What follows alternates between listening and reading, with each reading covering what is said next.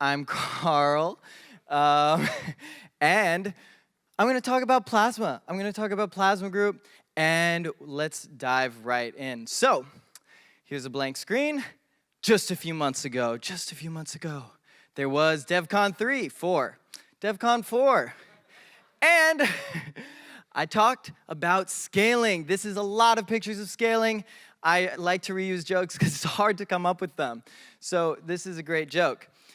And I really talked about, how do we support all of this, if we want to create an open financial infrastructure, if we want to create an open economy, if we want to really enable use cases that we don't have today, then we will need to scale. In fact, Ethereum is already useful as it stands. There's a lot of things that you can do with it. However, there are just things that are not that feasible.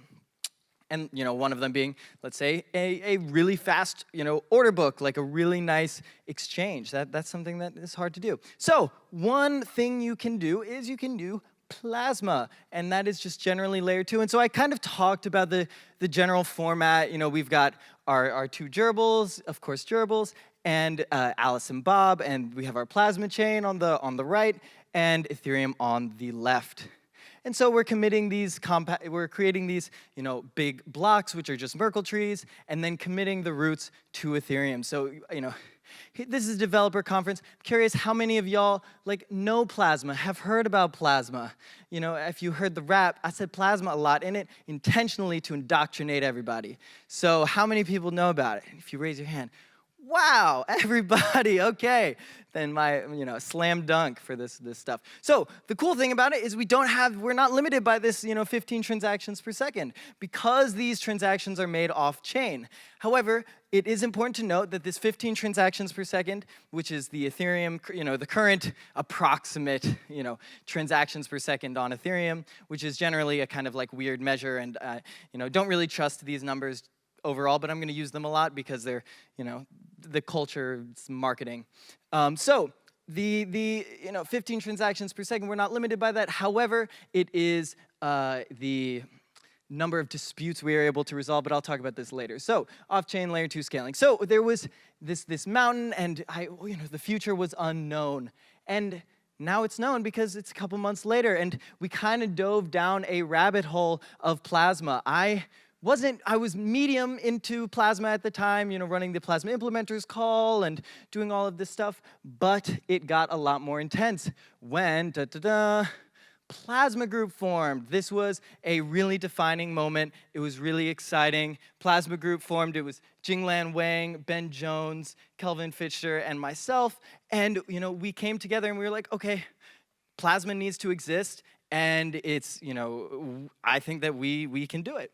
And Pig, P-I-G-I, is one of our repos, and so we kind of acquire this mascot of the pig, Piggy. So that is, this team got together, and my goodness, it is amazing to work on a team like this, because only in 2 months, we were able to release a testnet. And so we made a blog post introducing the testnet, and we created a website, and it was actually incredibly easy to spin up one of these Plasma chains, spin up an operator. You just npm install it, you create an account, and you deploy it. And as long as you have npm installed, it's an easy few step process. So we got more than 50 Plasma chains deployed. Really pretty exciting. And there's, you can list all of these Plasma chains, and they had funny names and stuff. In fact, let's to be clear, very few of these Plasma chains were doing really useful stuff, but it's pretty cool to have, that process be easy enough that a bunch can be deployed. And each one of these chains could process 2,000 transactions per second. So at least, and so, that's a lot of transactions.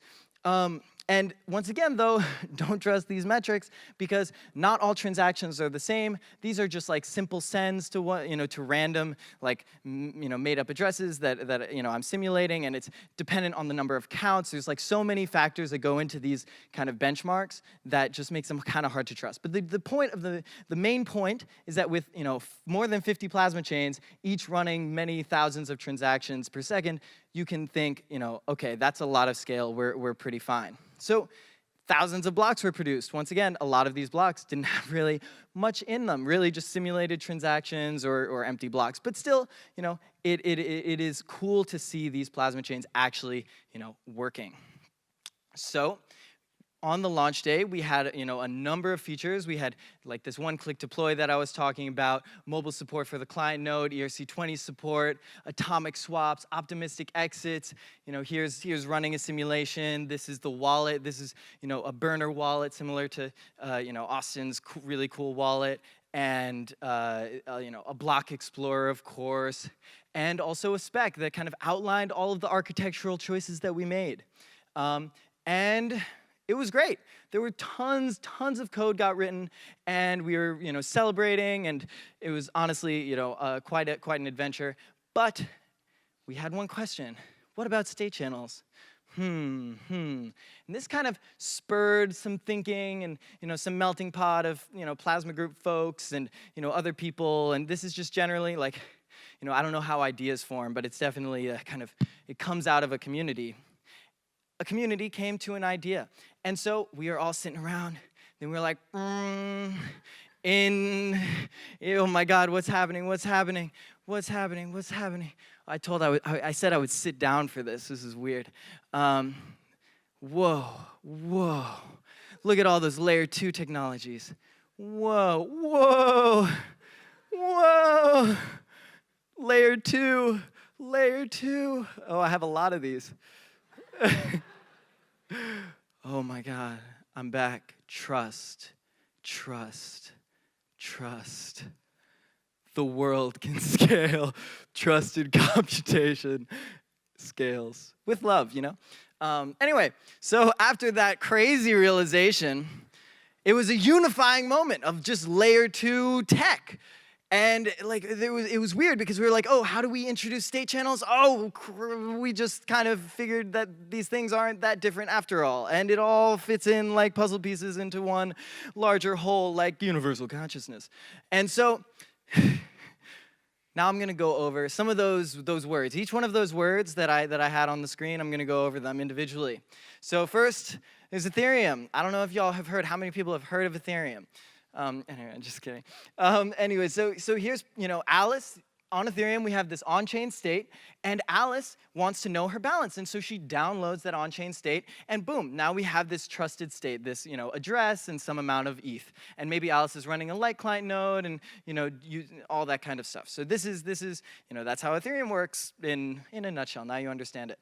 So another one of these was Rollup. Rollup is a pretty cool, relatively new, and definitely exciting tech that has two components, a little bit more than just Ethereum with just transactions. Now it has these, Rollup contracts and off-chain zero-knowledge proof provers. And so these proofs are supplied to Ethereum, and that updates the balances. And so this is actually a more efficient way. Instead of validating all of the signatures, one by one, we have a zero-knowledge proof that all of these signatures and all of these balances do check out. And so that's pretty cool.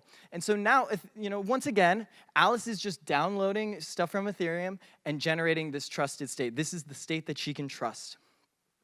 But with payment/state channels, it gets a little bit more interesting. Now we're not just using Ethereum for, downloading the state. We're actually using Ethereum for this kind of adjudication process. So that means that if you already know about state channels, you know that there are these off-chain messages, and people sign and send messages between each other. And then if there's ever a problem or a dispute, someone goes to the main chain to essentially, fall back to the main chain functionality so that you can decide what the actual balances of each one of the users are.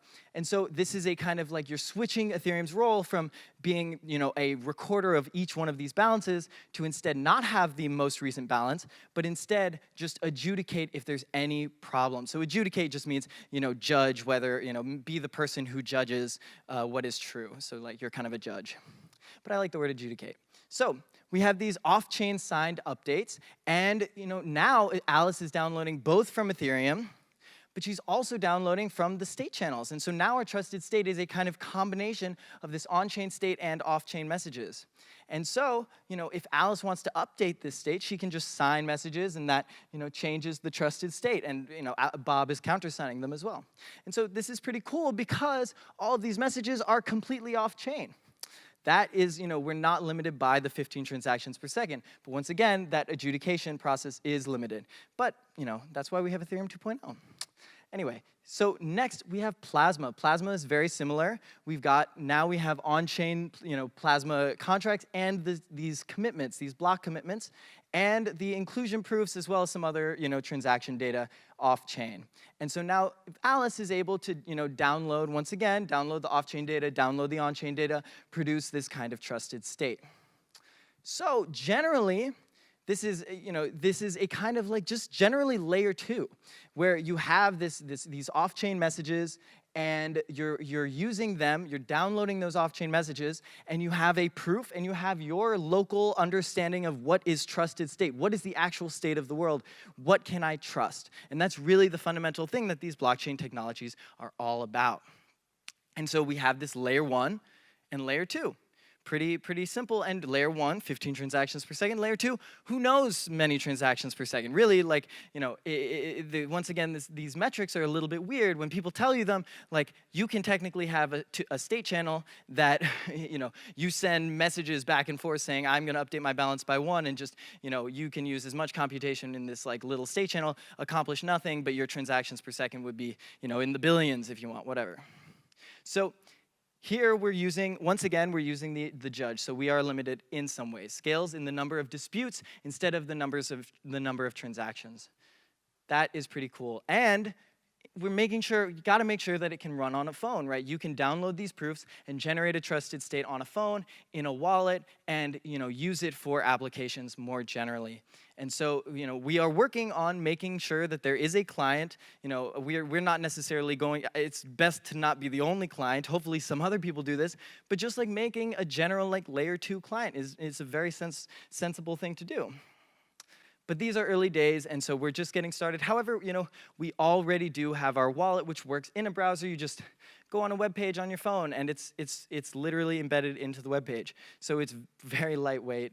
It can, it's pretty cool. So here, layer 1, this is going to be a fun little diagram. Layer 1, we have our smart contracts, just all the things on Ethereum, Uniswap or CDPs and whatnot.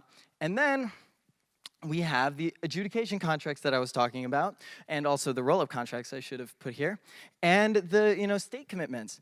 And then we have this, boom, we have this whole other level of infrastructure, which is, the Plasma operators or the payment channel hubs, and, maybe all of the watchtowers. And this is definitely not a complete list, but these are all, these parties that kind of exist outside of the context of this 15 transactions per second that are kind of contributing to the complexity of this financial ecosystem.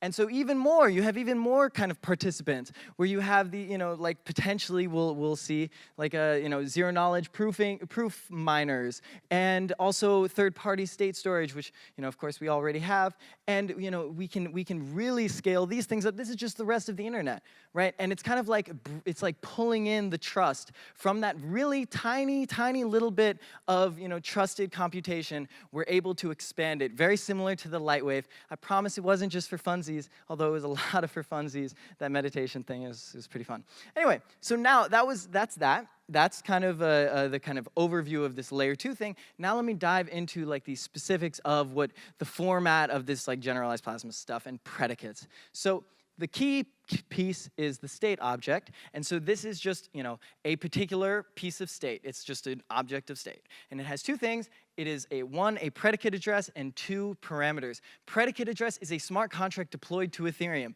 The address of a smart contract deployed to Ethereum. This is an adjudication, it contains some adjudication logic. Parameters are the parameters to, relevant to that state that will, may or may not be fed into the predicate and are used for, these state transitions, because everything is just state and state transition, folks. I mean, Vlad got mad at me last time I said that, but I'm going to say it again because I never learn. So these are just some little predicates that we have like specced out in some capacity. We have, ownership, which is just, okay, I own a particular coin, or multi-sig, or state channel predicates, or, DEX predicates, which is really just atomicity conditions between, two transactions, and CDPs, all that kind of stuff. And so what we're going to do with this state object is we're going to actually put it into these block commitments. So this is those periodic commitments on Plasma that I was talking about. And so a state object, we have this predicate address. It's the ownership predicate. That means that the state object is really just an owner, and the owner is able to transfer whatever the value of this state is. So maybe this state is like, 1 ETH or something. And the owner is Alice. And that is being committed to a particular block. And so now what we have is we have the transition from this state to the next state. So the ownership predicate has a kind of a deprecation witness. So we deprecate the state. That makes it, it's making it the old state, an old out-of-date state. And that deprecation witness includes two things. It includes a inclusion proof in the next block of a transfer of ownership, as well as a signature that authorized that transfer. And so we can put this all together, and we can see this diagram where we have two state objects in two different blocks. The first one is block 0, and that state object is Alice is the owner. The second block is, Bob is the owner. And the state object in the second block is the most recent state. It is the only non-deprecated state. It is the, head state. It is the trusted state. And the trust is based on two things. One, it's based on the commitment, which is on the main chain. And two, it's based on this owner, this deprecation witness, which is off of the main chain. So we have the same format once again. We've got our proof, which generates a trusted state. And Alice is able to view what the world looks like through this lens, and knows that her idea of what the world is the correct idea, right? That's what we're trying to do. We're trying to build trust. And so here's Ethereum, the adjudicator, and here are the off-chain messages. Now this is a kind of fun proof, because this proof not only includes the Plasma messages, the off-chain inclusion proofs, but it also includes these off-chain state updates. So you can mix and match. This is really all the same kind of stuff. So in this case, it's a Plasma chain. Plasma chain is part of this proof, but also a state channel is part of this proof. So the off-chain inclusion proofs are, let's say the first state object was committed to the, the main chain, and the second state object, but then we also have these off-chain signed updates, which were, transactions in a state channel. Maybe the first state object was, I'm going to open a state channel. Those two other messages were sending money, and then the third one was closing the state channel, and this is still all done off-chain. So we get the nice scalability benefits. So it's all, it's all one. It's all just layer 2. Like, this is what we're really talking about is like intelligent ways to interact with Ethereum. So what do we get? Well, we get a clearer picture of what layer 2 is. We get native interop between Plasma chains. We had this before, but it was really made clear that all of this stuff that we're talking about, where, whether it's state channels or Plasma, they all live within the EVM. They all live within the same execution environment. So they're able to access, synchronously all of the different state within that execution environment, which makes it really nice to do things like atomic swaps, which could be tricky if you're doing it across chains that have no native way to read each other's state. Now, another thing is, of course, expanded functionality. The reason why it was, it's actually easier to expand the functionality of some, a kind of decoupled architecture like this. And the reason why is because you're able to, audit components individually, and multiple people can work on different components that all fit into the same ecosystem, kind of like you're auditing different smart contracts. And so that also ties into this upgrading the functionality, right? We're able to dynamically, as a Plasma chain is living, upgrade its functionality and not actually have to, redeploy the whole chain and re-onboard a bunch of users, which would be, pretty much a non-starter, to be honest. And so, of course, we also get the crazy scaling properties of layer 2. So some things that we did was we hacked together a Lightning Network predicate. It's really, not complete, but just for testing purposes. We also, released this explainer thing. So if you want to dive in deeper, definitely check out the Medium, Plasma group. And also, we put together a spec and a simple Python implementation. So that's pretty cool. And so there are still definitely a lot of challenges. And the biggest one, I would say, is like all lives on this developer tooling perspective or kind of boat, because it is really, really not trivial to make, plasma chains generally and layer 2 technology generally. Right, in Ethereum smart contracts, you're just defining the business logic of your code, right? But in Plasma, in layer 2 more generally, you have to also define the arbitration logic, which is, decides whether or not, who is the owner of what based on off-chain messages, which, introduces these data availability problems and, a whole host of things that I won't talk about here. And so, things that are made way more difficult is like large shared states, state that has a lot of dependencies that a lot of people share. It makes it very, very difficult to work with and to adjudicate. And we want to make it as easy as possible. And so this is, definitely an open question. And, potential solutions, true bids, zero knowledge proofs, weaker trust assumptions. You can, of course, have a party that will sign off on things. And if you trust that party, you can do anything you want, really. So another thing about this tooling is that a lot of Plasma research, and there was a lot of implementations that have been created, and they're all kind of reinventing a lot of wheels. We're all like coming up with the same stuff. So it'd be nice to kind of put together an example of something that is more extensible, something that is less opinionated, something that can be reused. And so that is something that we are definitely trying to do and trying to influence others to help do. And that is just like build general layer 2 clients. That would be really, really great. And once again, these things can live in mobile browsers. Fantastic. So the path to scale, right? We actually have the first 3 of these, where we have a testnet release, we have a generalized plasma specification, a generalized plasma, test implementation. Is really just kind of simulation, but it has all of the logic there. The main things that we're missing are like auditing the smart contracts, as well as hardening the code base and getting it ready for production payments plasma. PPP, tell your friends about PPP. They have something to look forward to. Production payments plasma. So this will be a lot of fun. But of course, it's not the end of the line. What's next? This will get us to the point where we can actually scale payments in a secure and decentralized way, which is like definitely a big. It's pretty great. And that will there are definitely these claims that blockchains can't scale or Ethereum can't scale. I mean, they're just like ridiculously false essentially. And this is stuff that is done can be done in a matter of months. It's not that hard. It's not hard at all. And now what's next? It's all about the plaps. It's all about the plaps, y'all. And so one of those plaps that we could say, oh my God, that rap is gonna live with me for the rest of my life. Wow, okay. The next one is decentralized exchange, right? That's a nice one. And of course, asset issuance and video game ownership. You can issue massive amounts of assets in one on-chain transaction, or tons of cool stuff, and some rainbows and fluff. So it's going to be a lot of work. I'm not saying that it's not, but it is definitely like a short-term scaling thing. But we can get through it. And now we get invaded by this yellow thing, and Piggy, our little piggy, it can support the scale of the world. It can do it. It can do it. Look at this cute pig. Pigs are very intelligent. You shouldn't eat them. They're probably sentient. Wait, I don't know, self-aware at least. Anyway, great. So this is all about veganism.